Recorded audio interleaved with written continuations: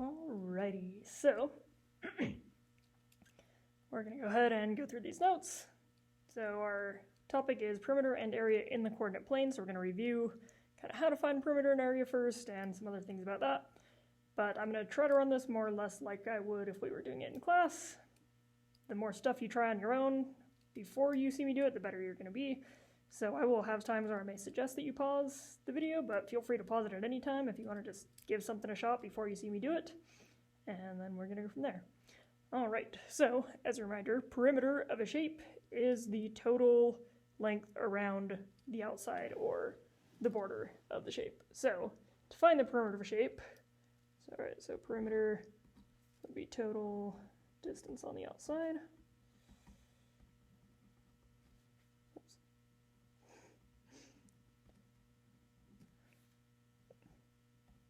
Or the border, whatever you want to call it. So to find the perimeter then, all you have to do is add up all the side lengths.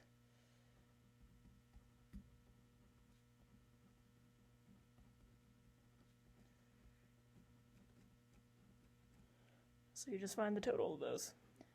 And I'm going to clarify, as you're finding the perimeter here, that this 12 right here is talking about this inside height thing, so that's not going to be part of it. But this side right here, those should be the same, so this side is 13 yards. So I'm going to ask you to pause for a sec and then try to find the perimeter of each one of those shapes. And then I'm going to do it so that you can check.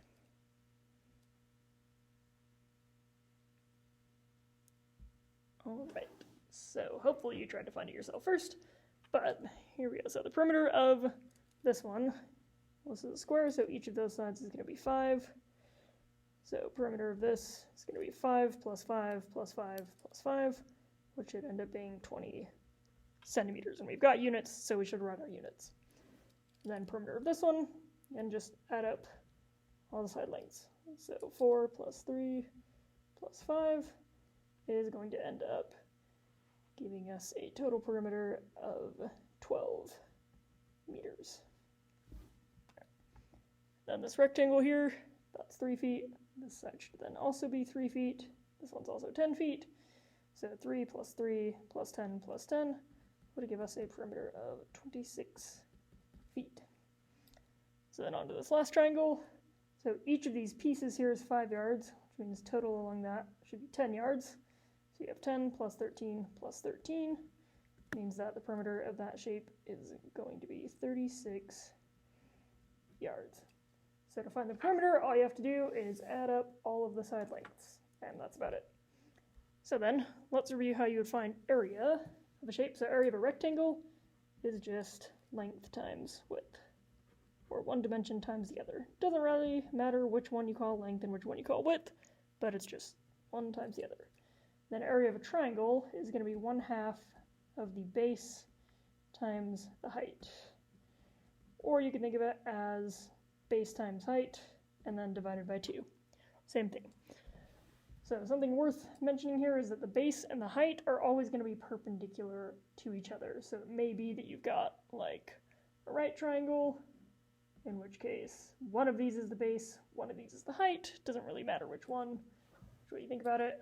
Or you have like this one here, where this is the base and that's the height, but it doesn't have to be that the base is the bottom. The base is whatever side you want it to be. Height just has to be perpendicular to it. So if you had a triangle like this, that could be the base, but then the height is going to have to be however long that is perpendicular to the base. So what you consider to be base and height will just kind of depend on your triangle there. So I would suggest pausing to find the area of each of those shapes, and then unpausing so that you can check it as I go through it in just a moment here. All right, so area then of this one here. Oops. Yeah. So it's going to just be one dimension times the other, so just 5 times 5, which is going to be 25. And then our units for area are going to be square units. So it's 25 centimeters squared, or some people will actually write it out, square centimeters. And to clarify, this means it's the units that are square centimeters, not that it's 25 squared and then centimeters. So it means in this box you'd have 25 little 1 by 1 centimeter squares that you could fit in there. So then, number 2, so your base and your height are going to be the 4 and the 3. The 5's not going to come into this, you don't need it, just base and height. So area of this triangle then is going to be 3 times 4, and then divided by 2, or 1/2 of 3 times 4. So that's 12. So the area of this triangle is 6 square meters. And the reason that that's the area of a triangle, and this one's a nice example to show on it, is basically just that a triangle is half of a rectangle. So if you'd done 3 times 4, that would be the area of that total rectangle. But then to find that triangle, you just have to divide that by 2, because it's half of it. So 6 square meters. And then number 3, area of this one is going to be 3 times 10, so that's going to be 30 square feet. And then area of this one, so our base is going to be this here, and our height is going to be this inner 12 thing. So that's going to be 10 times 12, and then divided by 2, which would be 120 divided by 2, which would be 60 square yards. So that's the basics of how you're going to find perimeter and area of shapes in general. We'll end up doing it in a coordinate plane, which is going to involve a little bit more work, but that's kind of how we started here. All right. So we are going to review now how we classify triangles by their sides. So there are ways to classify by their angles, acute, right, obtuse, all that, but we're not worrying about those right now, just by their sides. So we have 3 ways to classify triangles by their sides. So we've got scalene, isosceles, and equilateral. All right, and these should seem somewhat familiar to you because it should be something you've done before. So a scalene triangle is a triangle with no congruent sides, or all of the sides are different lengths. So no equal sides or all different. That would be a scalene triangle. All what? Different. I can spell. All right. So all the side lengths are different. So just draw some example of a scalene triangle there. So yeah, there's a side, there's a side, there's another side. So they should all be different lengths. Or a way you could mark to show that they're all different is just using different markings. So they'll use sometimes like 2 single dashes to show that they're the same. So if you use 3 different markings, that should indicate that all 3 of those have different lengths to each other. So isosceles triangle then is one that has exactly 2 congruent or 2 equal sides. You can write whichever way you want, congruent or equal length, same thing. So an isosceles triangle, you got 2 sides that are the same, and a third side that is not the same. That would be isosceles. And then equilateral triangle has all 3 sides are equal, or all 3 sides are congruent.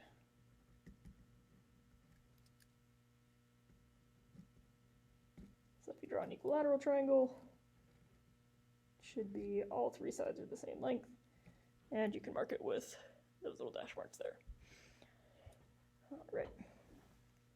So then, looking at these problems down here, we're going to classify each triangle, and we're going to find its perimeter. So, to classify it, we need to know whether the lengths of the sides are all the same, or all different, or however that is. So, the way we're going to find the lengths of the sides, though, if it's in a coordinate plane, is we're going to have to find the distance between the points, which we did a bunch last time, but I'm going to remind you in case you need it.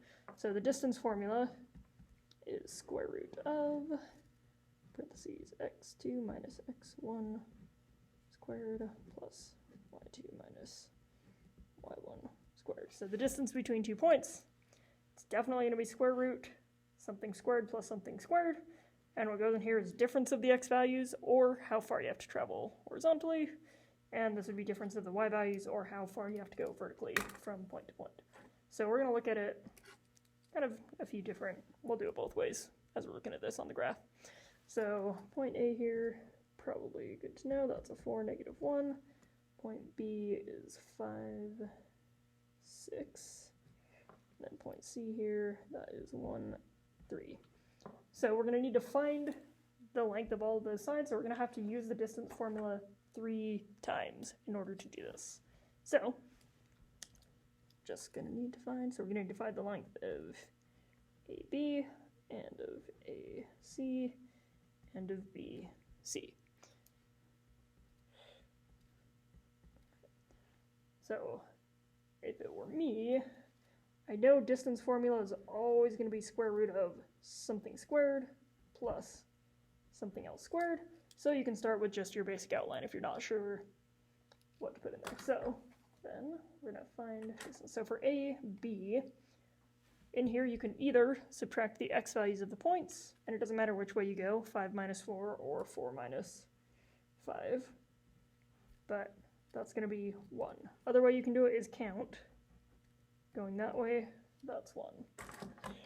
And then going the other way, A to B vertically, so that's 1, 2, 3, 4, 5, 6, 7. So that's what's going to go in here. Or you can subtract your values. So 6 minus negative 1, or negative 1 minus 6. 6 minus negative 1. So minus negative, remember, is going to be plus. So 1 squared plus 7 squared. So that's going to be 1 plus 7 squared is 49, and that's still in the square root. So that's going to be square root of 50. And you could find the decimal if you wanted. It's about 7.07, but it's enough to just leave it in the square root, because all we need to know is if this is the same as the other two, and we'll be able to see that pretty easily with what we found. So then, keep on going. So AC, square root of something squared plus something squared, so A to C. So between here and here, that's going 3 over, or, again, you can do subtracting your points. So 4 minus 1 would be 3, or, just to do it a little differently, to show you it's going to work out either way, I'm going to do 1 minus 4. So that would give me negative 3, but you can also just count. Then going the other way here, from there to there, that's 1, 2, 3, 4, or, again, you could count, or subtract, 3 minus negative 1, or negative 1 minus 3. I'll do 3 minus negative 1, which again is going to be plus, so that'll be 4. So the reason it doesn't matter if we chose which way we chose to subtract is because we're squaring this, so negative 3 squared is still going to be positive 9, no matter what your calculator says. Negative 3 times negative 3, negative times negative is positive, so that's positive 9. 4 times 4 is 16, so 9 plus 16 would give us, I should box that, gives us square root of 25. And this one actually is a perfect square, so square root of 25 you can take, and that would be 5. Alright then, so BC, same idea. So square root of something squared plus something squared. Alright then, so again, subtract the points or count on your graph, whichever way you want to go with it. So x values would be our horizontal here, so 5 minus 1, or you can count on the graph, that's a distance of 4. And then going the other way here, you can do from there to there is 3, or subtract 6 minus 3. Either. So you can pretty well already tell, looking at the setup, that those are going to be the same. But you go ahead and find it, so that's 16 plus 9, which is again square root 25, and that is going to be 5. So now we've got all 3 sides found, so we just need to classify this triangle. So you look at what you've got, think about how you classify it. So 2 equal sides should be isosceles. So this is isosceles. And then the reason we know it's isosceles is because we have 2 equal sides, or 2 congruent sides.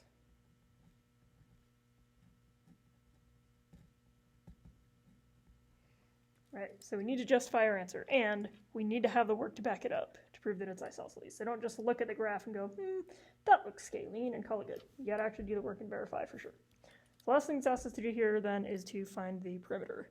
And remember, you can pause whenever if you want to just try it without me showing you how to do it. So perimeter, you should be able to find without me telling you, but you're going to add all the sides together. So perimeter equals 5 plus 5 plus square root of 50. And then if you do that in your calculator, you're going to get about 17.07. And these don't have specific units like centimeters, meters. If you wanted to, you could just say 7.07 units if we're talking about coordinate plane, just generic units, but that is how that one works out. All right then, so next one then. So triangle DAN, triangle DAN. So we're still going to have to find the lengths of all three sides. You could graph it, but you should be able to do it without a graph. So the three sides we're going to need to find are difference between each of these sets of points. So you're going to need to know DA or AD, doesn't matter which way you say it. And you're going to need to know DN or ND. And you're also going to need to know the last two, A to N. So you make a plan, and you get it all figured out here. All right. And again, we know that the setup is going to be something like that, so we can start there. Put all of these in if we want.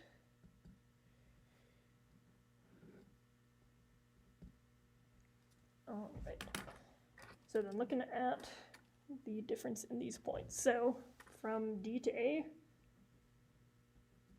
x values are -2 and -2, so you can subtract -2 minus -2, or you can think about the difference or distance between -2 and -2. Well, that would be 0, because you're not going anywhere. Then you look at the y values, so 6 to 2. If you were to move from 6 to 2, you'd have to go 4, or again, you could subtract 6 minus 2, that's 4. So 0 squared is just going to be 0, 4 squared is 16, so it's square root of 16, which is 4. So that length is 4. And if you were to see this one on a graph, you'd actually see that it's straight above each other vertically, so as long as it's straight, vertical, or horizontal, you could just count 4 units on the graph. If it's diagonal, you can't just count, you have to use the formula. Alright, so then dn, so now we look at n and d. So, again, going between, so -2 to 4, you can just picture that in your mind. If you had to move from -2 to 4, that should be a total of 6 units, because 2 would get you to 0, then you'd have to move 4 more. So that's 6, or again, subtract. -2 minus 4 gives you -6, which will be positive when we square it, or 4 minus -2 will be plus, so that's +6 either way. Then we look at n. So 6 to -2, you'd have to go 8 units. Or, again, subtract 6 minus -2, that's 6 plus 2, so that's 8. So then, square these, 6 squared is 36, 8 squared is 64, so that's going to be square root of 100, which is a perfect square and gives us 10. So distance from D to N is 10.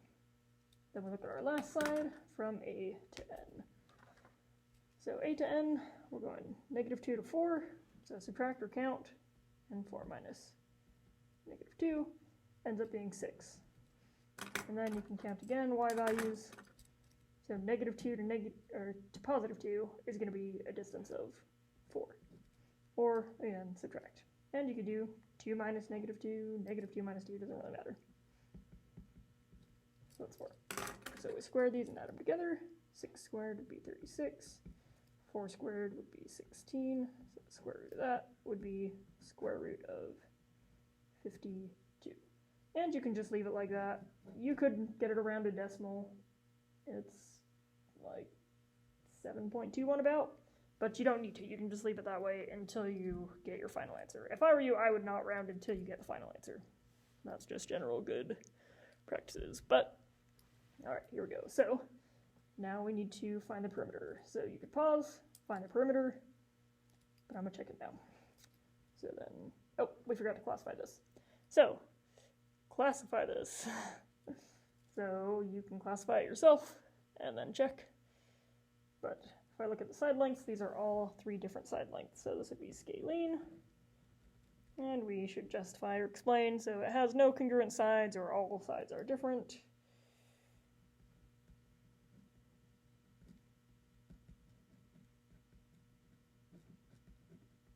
Right, then we need to find the perimeter.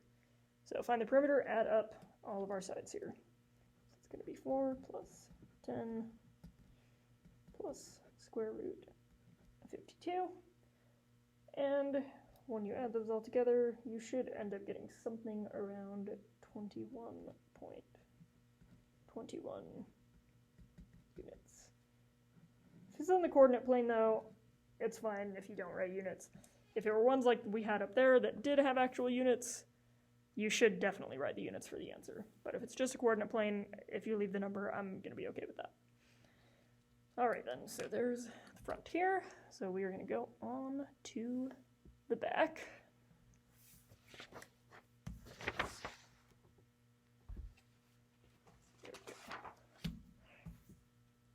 Page rather. All right, so I am actually going to skip this one for now. And if you feel like you know what you're doing, classifying, finding perimeter and all that, great. You don't have to do it either. I will make another video where I go back and do it, but for now we're going to skip it and look at number 4 here instead. So find the perimeter and area of this rectangle. So I want you to think about real quick. Do you think you're going to need to find the length of all 4 of those sides in order to do this? So, turns out you don't have to find the length of all 4 sides because it's a rectangle, so those 2 should be the same, those 2 should be the same. So you only really need to find the length of either DE or GF and DG or EF. So you just need to find the length of 2 of the different sides. Or one's the length, one's the width. And again, it doesn't matter which one you call it. So we know we're going to multiply length and width to find the area. So let's find, I don't know, I'm going to go with DE and G, or DG. So you can go either way if you want. So DE equals GE, excuse me, DG equals, and we know again, it's going to be square root, something squared plus something squared, same for this one. Okay. And I would suggest that you pause it and try to find it yourself first, just to practice your distance formula, and then see if that gets the same thing as what I'm about to do right now. Okay, so for DE, again, you can count on the graph, or you can look at the difference between the points. So to get from 2 to 5, you'd have to move 3, or 5 minus 2 is 3. Or you can count this direction, that's 3. So either way you spin it, you got 3 there. Then you look at the y values. To get from -1 to 2 is 3.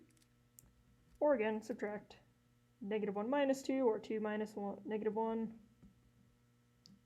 It's going to be 3 or -3, doesn't matter which way you look at it. So then 3 squared is 9, 3 squared is 9. So this one's going to be square root of 18. And that one's not a perfect square. You can just leave it that way. I would recommend just leaving it that way and then getting a final rounded answer in the end. All right then, so next one, we are finding the length of DG. So again, subtract, count, whichever way you prefer. So from G to D here, and here. So if I'm looking at my points, so D to G over here, it's going to be get from 2 to 9. So you could do 9 minus 2, but that's going to be 7. So 7's going to go in there. And then to get from 8 to from -8 to -1 is also going to be 7. So then we start simplifying. That would be 49 plus 49, and that is square root of 98. So now we've got 2 of the sides, or we've got a length and a width, and the other 2 should be the same. So this side is also root 18, this one is also root 98. So now you are going to find the perimeter and the area of both of these shapes. So try that out.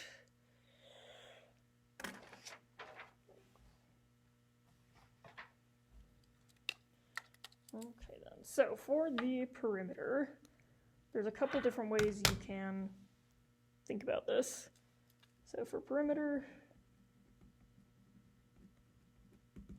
it's going to be all of the side lengths added together, and you've got two of them that are root 18 and two of them that are root 98. So root 18 plus root 18 plus square root 98 plus square root 98.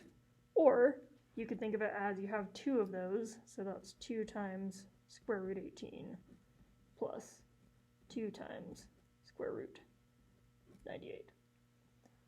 So either way you choose to do this, you should get about 28.284 if we're going 3 decimal places.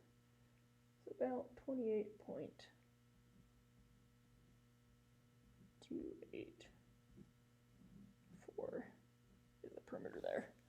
Now, if you got something different, if you were using your calculator, there's something that you should be careful of, and that is that when you're putting these in the calculator, a lot of them will create like a parentheses and open parentheses here, and you need to close that parentheses. Otherwise, it's all going to go inside that square root. So I'm going to see if I can show, let's see if this will come up on this calculator. Okay, kind of. So if you do like square root 18, you see how it has that parentheses there? If you don't close that parentheses, it's going to start doing all of that stuff inside the square root. So you have to do square root 18, close parentheses, square root 18, oops, 18, close parentheses, plus square root 18, nope, 98, sorry, 98, close parentheses, plus square root 98, close parentheses. So make sure if you're doing it in a calculator that you are closing parentheses or getting outside of that square root with each new one you add. And there you go, 28.28427 and so on. All right, so that should be the perimeter of the shape. Gotta use all 4 sides. Area then of this one, if you haven't already found it, I would go ahead and find it right now. Just pause for a sec. And then we'll do it here to check. So side note, if you had found this, actually taking the square root and gotten a decimal, that's about 4.243. This one is about 9.899. Great. So when you're finding the area of this, I would always recommend using exact values and then rounding your final answer. So for the area of this, it's square root of 18 plus square root of 98, and, oh shoot, sorry, not plus, my bad, I'm going crazy here, times, oops, times. So 18, root 18 times square root 98. And what's nice is if you leave those exact, you get a nice, clean, exact 42. It's beautiful. If you had rounded your answers as you went, you would get not quite 42, but pretty close. So, just to demonstrate here, let's see, okay, there's a little bit of glare, but I think you can see it. So, if I just do exactly square root 18, and then this is another way it might work in the calculator, so mine doesn't have parentheses, but I just need to do the over arrow to get out of that square root. So square root 18 times square root 98 gives me a nice exact 42. If I had gone with 3 decimal places, 4.243 times 9.899, that's still pretty close, 42.001. So it still rounds pretty well to 42. But the more you round as you go, the less accurate your answer is going to be. So if we had gone 2 decimal places, 4.24 times 9.90, 41.976. Still pretty close, but we are getting a bit more off. So if you round to the whole number, you'd still get 42. But then if we were to round to just 1 decimal place and multiply them, we'd have 4.2 times 9.9. and now you're at 41.58. So you've gotten quite a bit off from the actual answer. So that's just, you know, caution about rounding. I would always use exact values and then round your final answer because it's going to be much more accurate that way. All right. So that should basically be enough, I think, for you to start your homework. I'm going to say you don't have to do these. I will go back and do them if you wanted to. If you need a little extra practice, you feel like, or just need to see some more examples, I will do those too with this one up here. But I do want to mention that, or just point out, that when you're finding the area of this one, so perimeter, you're still just going to find all three sides, add them all up. But for the area of this one, the base and the height, it's going to be this side that you're multiplying with that side right there. So base and height are at a right angle with each other. For finding the area of this one, so perimeter still works the same way. Finding the area of this one, I mean, you could use any of the sides as the base, but that would be silly because the easiest one to use is this one, and the height would just be perpendicular to that. So finding the area of this one's actually super easy because you can just count straight up what the units are. And actually, so if you're finding perimeter and or area, so if you're finding AC, it's just straight across horizontal, so you could just count 1, 2, 3, 4, 5, 6. So the length of AC is 6. You don't have to do any fancy stuff with that. Other ones you would need to use the distance formula to find. So I'm going to say that's good. So if you've done the rest of this, and again, you feel like you're good, you've got it, great.